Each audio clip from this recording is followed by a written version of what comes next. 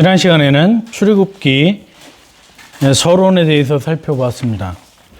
오늘 시간에는 출애굽기의 신학적인 주제, 첫 번째로 이스라엘 역사의 실제성에 대해서 살펴보도록 하겠습니다.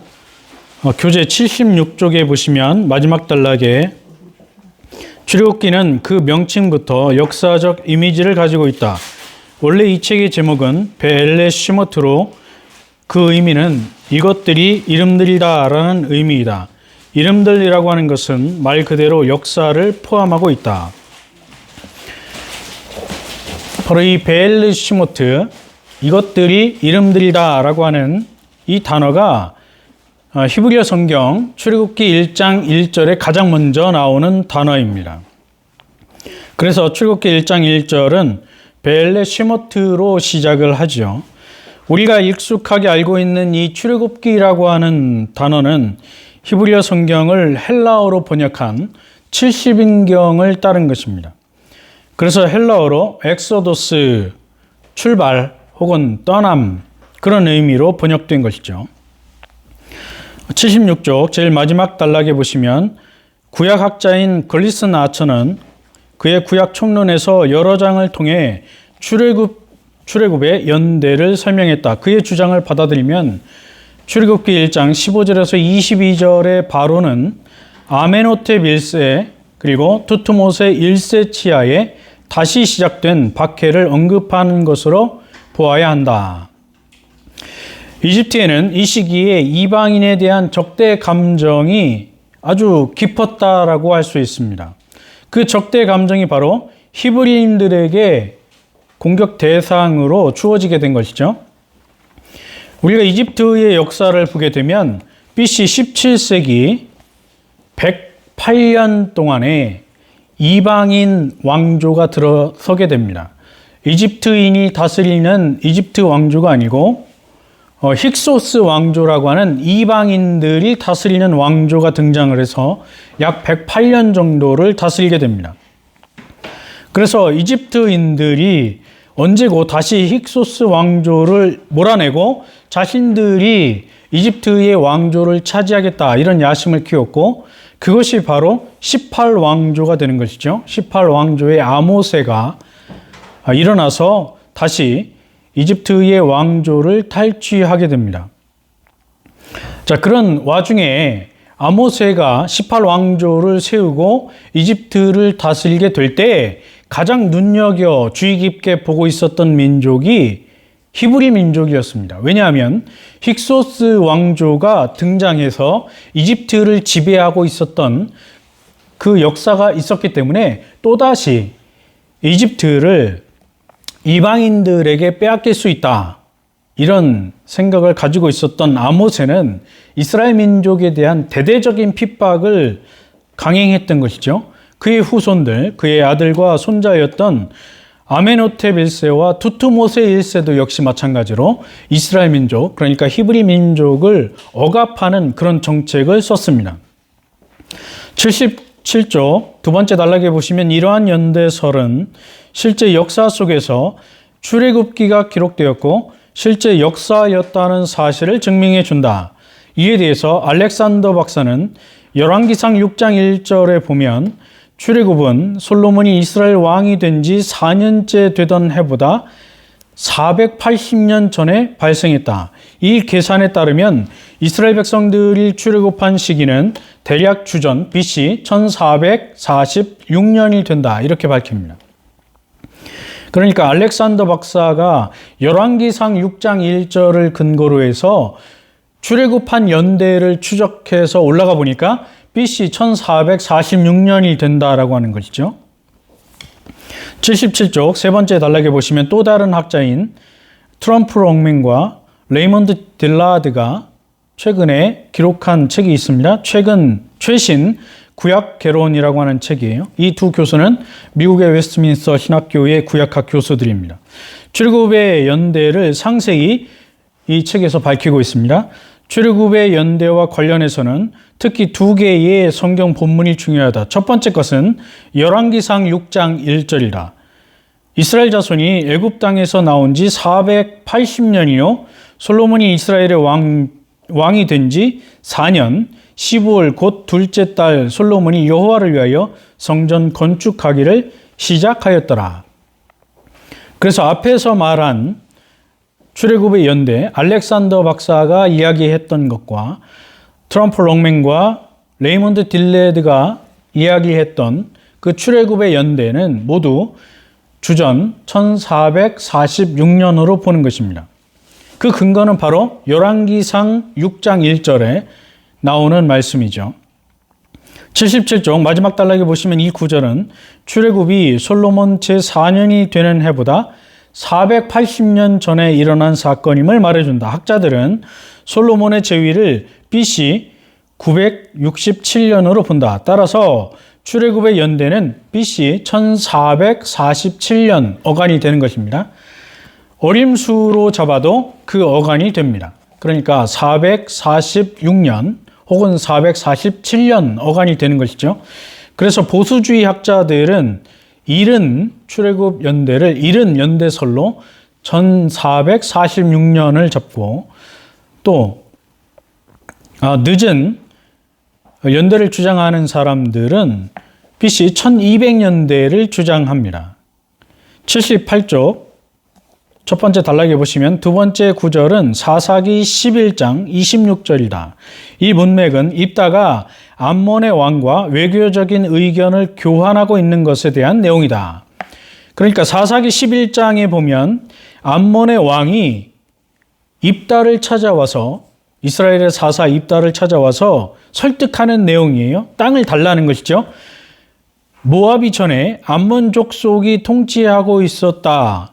그러니까 모압이 암몬 족속을 통치하고 있었다. 그러니까 그 모압이 가지고 있었던 땅을 지금 돌려달라는 거예요. 모압 지역을 내놓으라 이렇게 암몬의 왕이 입다를 설득하고 있습니다. 그때 입다가 우리는 흔히 입다를 무식한 사사 혹은 깡패들하고 어울렸던 사사 이렇게만 이해하지만 그건 잘못된 생각이죠. 입다는 이스라엘의 역사를 정확하게 알고 있었던 역사가였습니다. 그리고 굉장히 똑똑했던 사람이에요. 그래서 입다가 그 암몬의 왕에게 이렇게 대답을 합니다. 이스라엘이 300년 전에 이 땅에 들어온 이래로 이 땅을 이스라엘 민족들이 차지하고 있었다 이렇게 말합니다. 분명히 입다는 여기서 300년이라고 하는 기간을 언급하고 있어요. 그러니까 대충 300년 정도 되는 것이 아니고 그냥 때려 맞힌 수가 아니고 정확한 숫자였습니다. 따라서 이스라엘 민족의 방랑이 자기 시대, 그러니까 입다로부터 약 300년 전에 끝이 났다. 그러니까 이스라엘이 방황하고 방랑했던 광야 40년이 300년 전에 끝난 것으로 입다가 분명하게 말하고 있는 것이죠. 이 본문으로 출애굽 시대를 추산해서 올라가면 역시 BC 1446년이 됩니다. 그러니까 보수주의 학자들이 말하는 것처럼 출애굽의 연대는 성경 두 구절을 근거로 해서 BC 1446년이 된다고 볼 수 있죠. 78쪽 두 번째 단락에 보시면 총신대학교 신학대학원의 구약학 교수였던 김정우 박사가 이렇게 이야기합니다. 이스라엘 자손은 생육이 중다하고 번식하고 창성하고 심히 강대하여 온 땅에 가득하게 되었다는 구절은 그들이 애굽에 살고 있던 400년 기간을 전체로 보고 그동안 이스라엘 백성들이 얼마나 발전했는지를 보여주는 말이다. 한 가족이, 그러니까 애굽에 내려갈 때에 야곱의 가족이죠. 야곱 한 사람의 가족이 이제는 큰 민족이 되었다라고 하는 것입니다. 이 절에 있는 표현들을 자세히 보면 아담에게 주신 복과 아브라함에게 주신 약속이 담겨 있다. 생육하고 번성하여 땅에 충만하라. 이것이 하나님이 아담에게 주신 약속이고 아브라함에게 주신 약속은 하늘의 별과 같이 바닷가의 모래와 같이 아브라함의 후손이 번성할 것이다 라고 하는 약속을 주셨는데 그 약속이 애굽에서 다 이루어지고 있다라고 하는 것이죠. 창조주 하나님께서 아브라함과 여러 족장들에게 주신 약속을 이루셨다. 누가 이루셨느냐? 하나님이 약속을 이루고 있는 주체라고 하는 것입니다. 아브라함이 이룬 것이 아니고 야곱이 이룬 것이 아니고 그의 후손들이 이룬 것이 아니라 하나님께서 약속을 주시고 그 약속을 이루어 가시는 분이다라고 하는 것을 우리에게 알려주고 있는 것이죠. 78쪽 마지막 단락에 보시면 이스라엘 민족은 하나님의 약속에 따라 이집트로 내려갔고 그곳에서 430년을 살았다. 그리고 모세를 통해 애굽에서 탈출하게 된다. 이것은 역사적인 사실이다. 그러나 일부에서는 이 사실을 믿지 못하고 그 역사성을 부인한다. 현대 구약신학의 분야에서도 많은 경우 이 역사성을 부인하거나 관심을 가지지 않고 있다. 오늘날 현대 구약신학은 이러한 출애굽기의 역사에 대해서 별로 관심이 없습니다. 언제 나왔는지에 대해서도 관심이 없고 굳이 그것을 알려고 하지도 않습니다. 왜냐하면 이 역사성을 따지기보다는 그냥 출애굽이라고 하는 그 어떤 상징적인 의미가 오늘 우리에게 무엇을 말해 주는가에만 관심이 있어요. 그래서 해방신학을 주장한다든지 아니면 민족의 해방 혹은 전체주의, 식민지주의를 반대하는 개념으로서 출애굽기를 이해하는 데 그치고 마는 것이지 출애굽이 과연 언제 이루어졌고 왜 이루어졌고 이것이 역사적인 사실인가에 대해서는 전혀 관심이 없다는 것이죠. 그렇게 된다면 오늘날 현대신학이 말하는 대로 출애굽기는 역사적인 말씀이 아니고 역사적인 기록이 아니고 하나님의 계시의 말씀도 아니고 오늘 이 시대를 살아가는 교회와는 전혀 상관이 없는 이스라엘의 단편적인 역사에 불과하다. 혹은 설화에 불과하다. 그렇게 이해가 되고 마는 것입니다. 79쪽 두 번째 단락에 우리는 성경의 기록들이 역사 속에서 발생했던 초자연적 사건들임을 확신한다. 성경의 구조는 역사이지 민담이나 전설이 아니다. 성경의 역사는 다른 모든 역사들이 발생하는 것과 같은 형태로 발생하고 있다.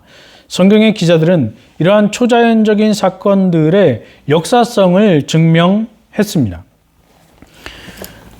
그래서 우리가 개혁주의 성경신학의 아버지로 불리는 게르할더스 보스의 제자 체스터 레만이 그 증거로 고린도전서 15장 5절에서 8절 말씀을 인용합니다. 고린도전서 15장 5절에서 8절 말씀에 보면 예수님의 부활에 대해서 사도 바울이 증언하고 있어요.